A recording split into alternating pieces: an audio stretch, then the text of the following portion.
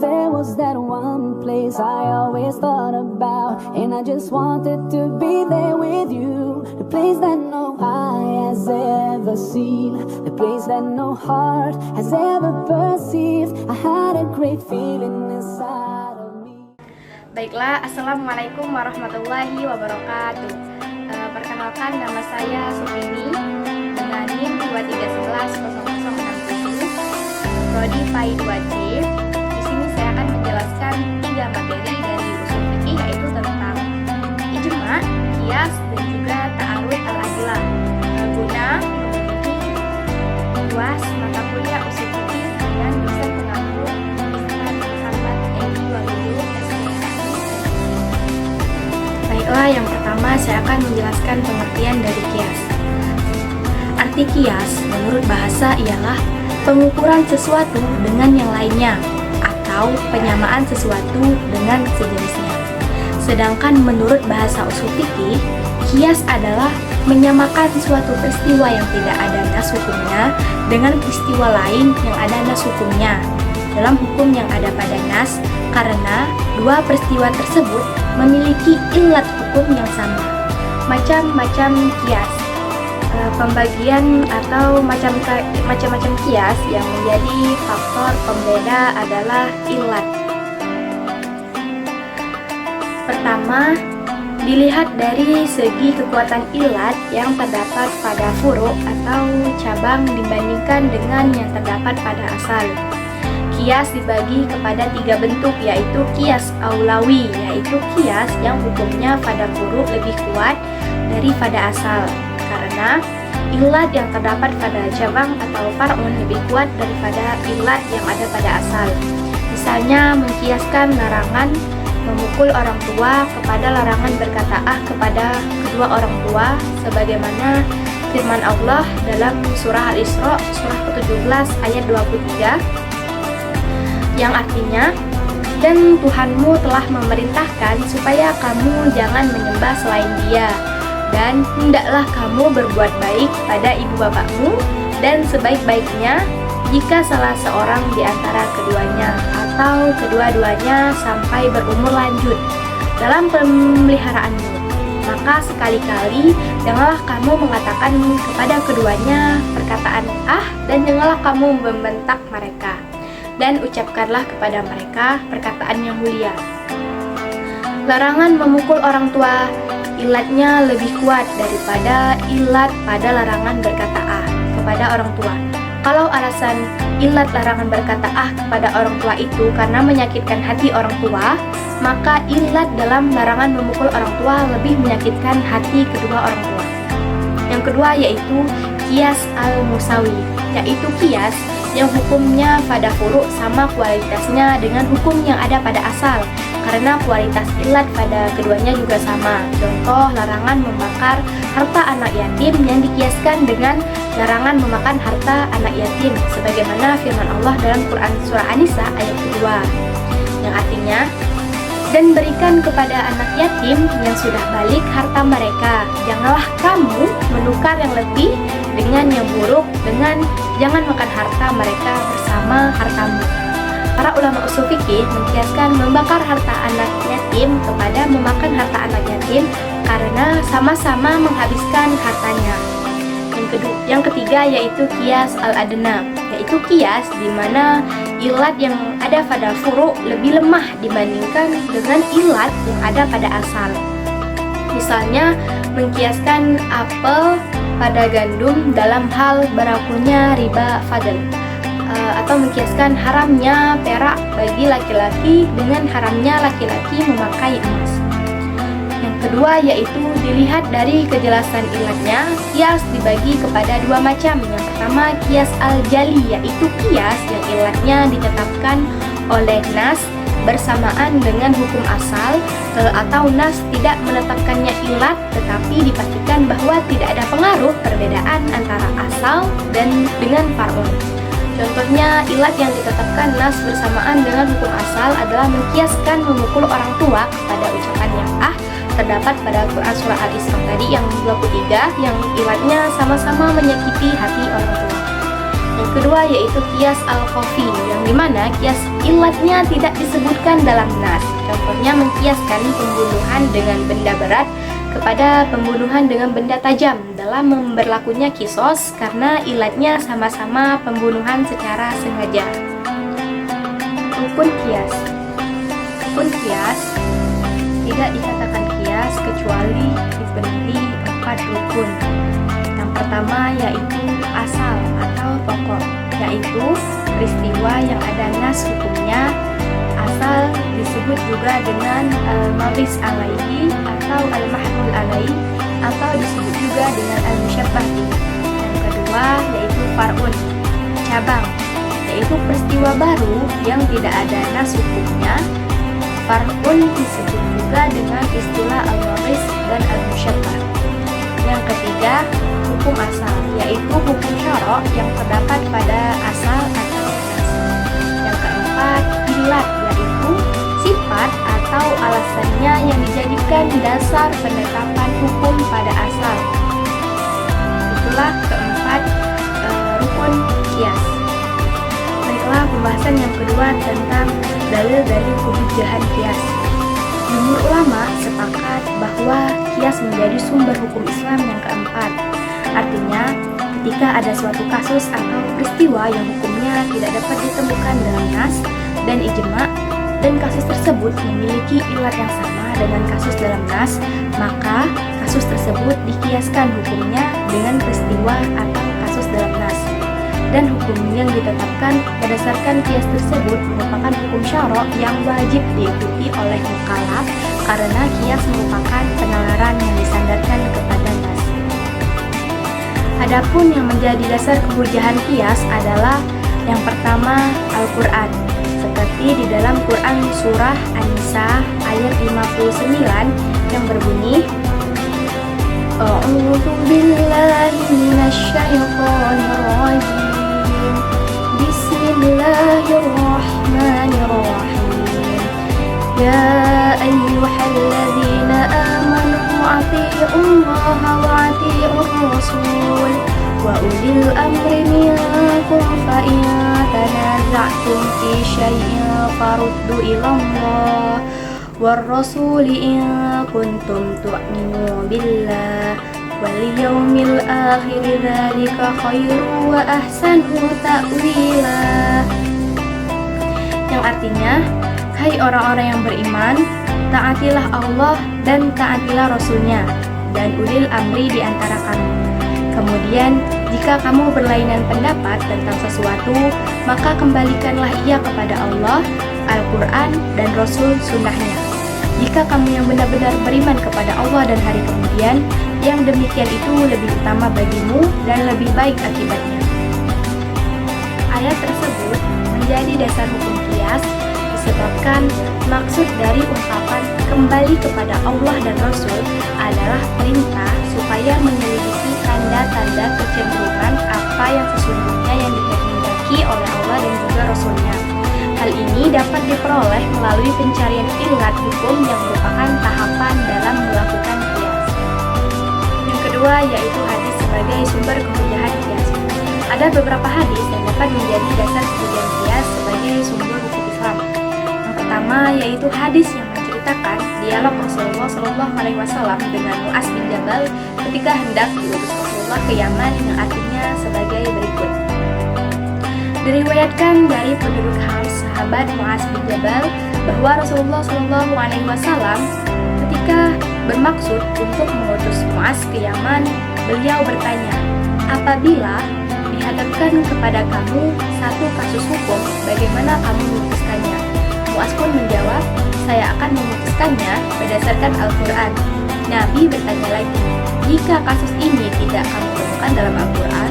Mu'az pun menjawab, saya akan memutuskannya berdasarkan sunnah Rasulullah SAW. Lebih lanjut lagi, Nabi bertanya, jika kasusnya tidak terdapat dalam sunnah Rasul dan Al-Quran? Mu'az pun menjawab, saya akan berijtihad dengan seksama. Kemudian Rasulullah menepuk dada Mu'az dengan tangan beliau seraya berkata, segala puji bagi Allah yang telah memberi tunjuk kepada utusan Rasulullah terhadap jalan yang diridhoinya. Hadis riwayat Abu Daud.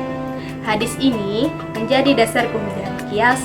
Titik tekannya terletak pada kebolehan Mu'az melakukan ijtihad ketika tidak ditemukan dalil Al-Quran dan juga sunnah Rasul. Ijtihad ini mencakup juga kias, karena kias merupakan salah satu macam dari ijtihad.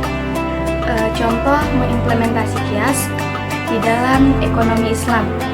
Dalam transaksi keuangan yang melibatkan produk-produk yang baru dan tidak ada ketentuan yang jelas dalam Al-Quran dan juga hadis. Misalnya, dalam transaksi keuangan yang melibatkan produk-produk minuman keras, kias digunakan untuk menetapkan hukumnya berdasarkan perbandingan dengan produk-produk yang telah ada hukumnya dalam Al-Quran dan juga hadis. Yang kedua yaitu tentang ijma. Ijma secara bahasa berarti kebulatan tekad terhadap suatu persoalan, sebagaimana dalam Quran surah Yunus surah ke-71 yang artinya, maka kepada Allah lah aku bertawakal, karena itu bulatkanlah keputusanmu dan kumpulkanlah sekutu-sekutumu untuk membinasakanku. Ijma dalam pengertian istilah juga mengandung arti kesepakatan atau konsensus, sebagaimana dapat kita lihat dalam Quran surah Yusuf surah ke-12 ayat 15 yang artinya, maka tatkala mereka membawanya dan sepakat memasukkannya ke dasar atau sumur, lalu mereka masukkan dia. Sedangkan menurut pengertian istilah dalam ilmu usul fikih, ijma adalah kesepakatan semua mujtahid dari kalangan umat Islam pada suatu masa setelah Rasulullah SAW wafat atas hukum syara' dalam suatu persoalan. Dari pengertian ijma secara istilah tersebut dapat dipahami bahwa yang pertama, kesepakatan itu dilakukan oleh semua mujtahid, bukan orang yang belum mencapai tingkatan mujtahid. Dengan demikian, pendapat orang awam sepakat atau tidak sepakat tidak diperhitungkan terhadap terjadinya ijma. Yang kedua, kesepakatan itu dilakukan setelah wafatnya Rasulullah. Artinya, tidak ada ijma pada saat Rasulullah masih hidup karena semua persoalan yang muncul dapat langsung diselesaikan oleh Rasulullah.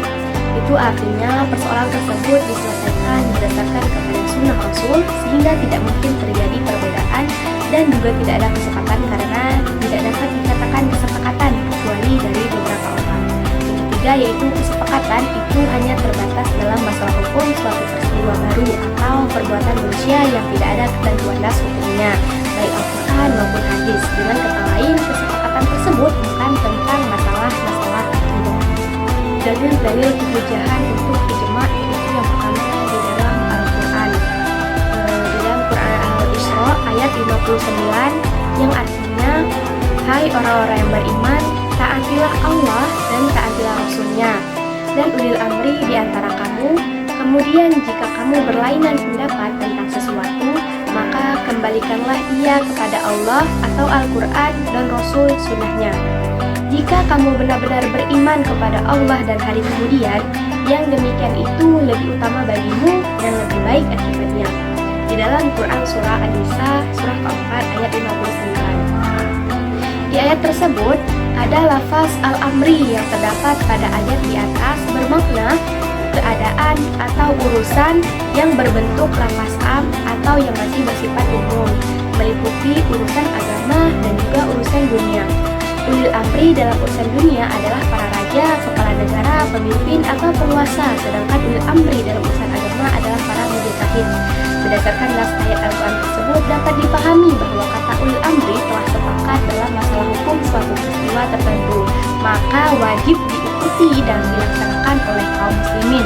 Orang yang menentang Rasul dan mengikuti jalan selain jalan orang mukmin sebagaimana di dalam Quran surah An-Nisa ayat 15, dan barang siapa yang menentang Rasul sesudah jelas kebenaran baginya dan mengikuti jalan yang bukan jalan orang-orang mukmin, kami biarkan ia leluasa terhadap kesetaraan yang telah dikuasainya, dan ia akan dimasukkan ke neraka jahanam. keenam, yaitu seburuk-buruk tempat kembali. Dalam ayat ini dapat dipahami bahwa mengikuti jalan orang mukmin atau ijma adalah wajib. Untuk mengikutinya dianggap sebagai yang tidak mengikutinya dianggap sebagai orang yang menentang. Kedua yaitu hadis. Ada hadis yang dapat menjadi dasar kehujahan ijma sebagai sumber Islam. Yang pertama yaitu hadis yang menyatakan bahwa umat Islam tidak akan melakukan kesepakatan akan kesalahan. Hadisnya berbunyi yaitu an Anas ibni Malik radhiyallahu anhu yaqulu sami'tu Rasulullah sallallahu alaihi wasallam yaqulu tajtami'u ummati ala rawahu Ibnu Majah.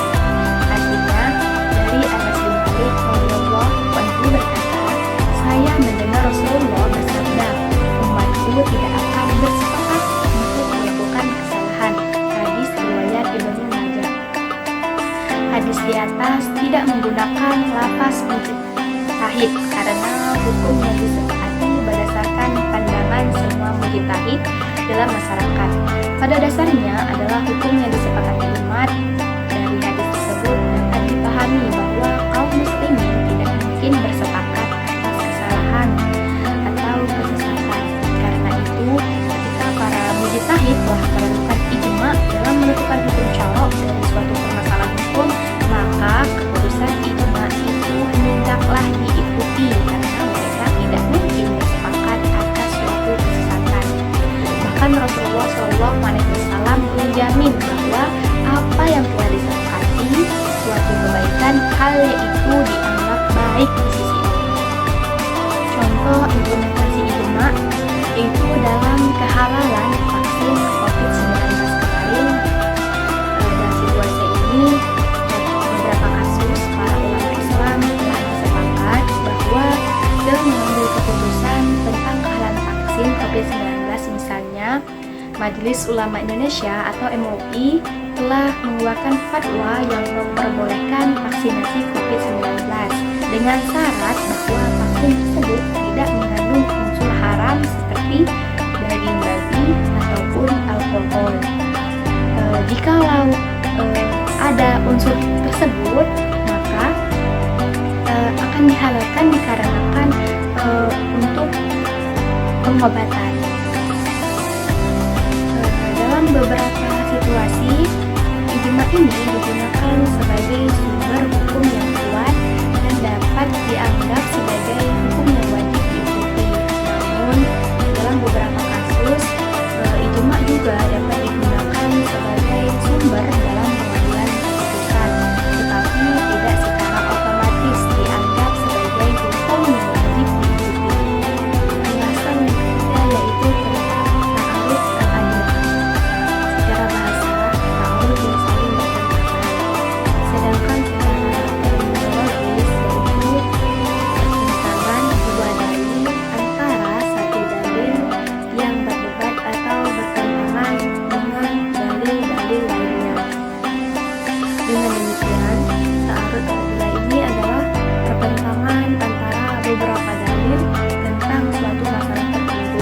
Misalnya, dalil yang satu menyatakan bahwa perbuatan tersebut wajib dilakukan, sedangkan dalil lainnya menetapkan sunnah. Ta'aruf al-adillah ini juga yaitu sebagai perlawanan antara kandungan salah satu dari dua dalil yang sama derajatnya dengan kandungan dalil yang lain yang mana salah satu di antara dua dalil tersebut menafikan hukum yang ditunjukkan oleh dalil yang lainnya. Ta'aruf al-adillah ini terdapat unsur-unsur jenis-jenis ta'aruf al-adillah ini dibagi menjadi 4. Yang pertama, ta'aruf antara Al-Quran dengan Al-Quran. Yang kedua, ta'aruf antara sunnah dengan sunnah. Yang ketiga, ta'aruf antara sunnah dengan qiyas. Dan yang terakhir yaitu ta'aruf antara qiyas dengan qiyas. Ta'aruf al-adillah ini memiliki penyelesaian apabila terjadi antara pertentangan dalil tersebut. Yang pertama yaitu cara penyelesaiannya terdapat dilakukan terdapat dua pendapat, yakni secara Hanafiyah, yaitu yang pertama dinasakh, tarjih, al-jam'u, wa al-taufiq, dan tasakkut. Sedangkan menurut Syafi'iyah yaitu al-jam'u wa al-taufiq, tarjih, nasakh, dan juga tasakkut. Ada hadis yang menentang ajaran dalam surah.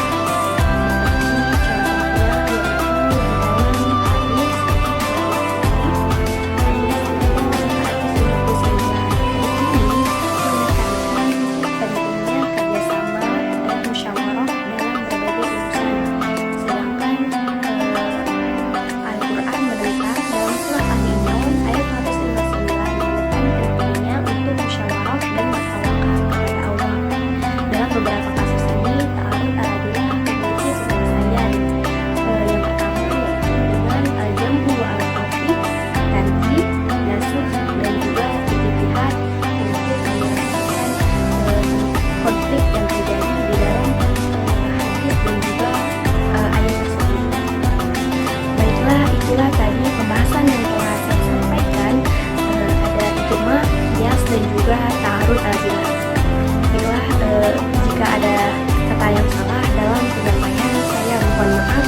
Kepada Allah saya mohon ampun.